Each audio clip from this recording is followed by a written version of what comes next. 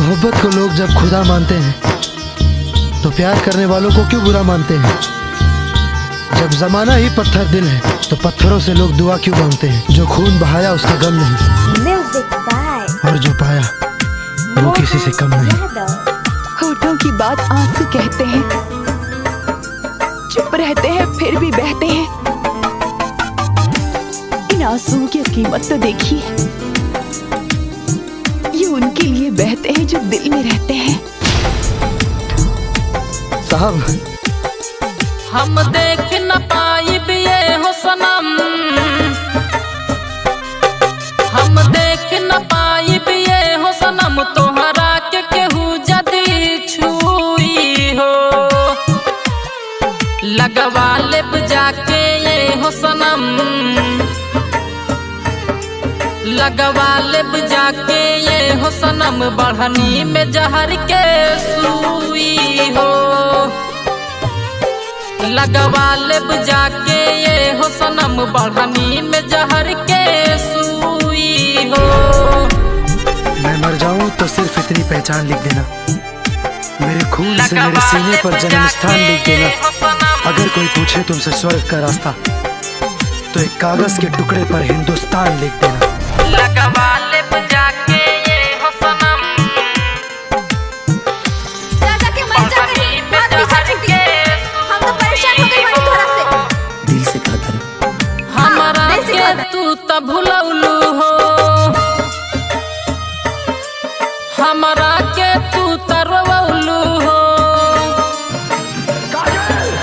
हमरा के तू त भुलौलू हो, हमरा के तू त रोवलू हो।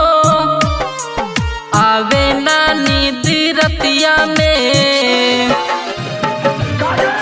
आवे ना नींद रतिया में, जाने हम कैसे सोई हो।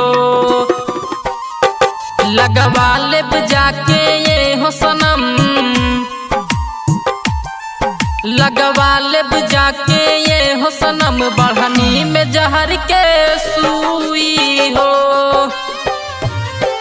लगवा लेब जाके ये हो सनम, बढ़नी में जहर के सुई हो। खुशी के उजाले में गम का अंधेरा क्यों है, जिसे हम चाहे वो हमें रुलाता क्यों है। हे ऊपर वाले जब वो मेरी किस्मत में नहीं, हे ऊपर वाले जब वो मेरी किस्मत में नहीं, तो ऐसे लोगों से फिर मिलाता क्यों है।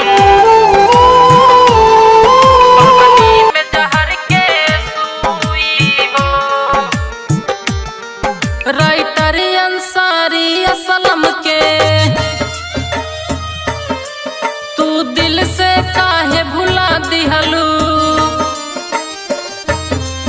अंसारी असरफ संतोष के तू जिंदगी भर के सजा दिहलू। आशोक दीवाना दिलीप के, आशोक दीवाना राकेश के, जिंदगी में न केहू होई हो। लगवा लेब जाके ये हो सनम, लगवा लेब जाके ये हो सनम, बढ़नी में जहर के सुई हो। लगवा लेब जाके ये हो सनम, बढ़नी में जहर के सुई हो।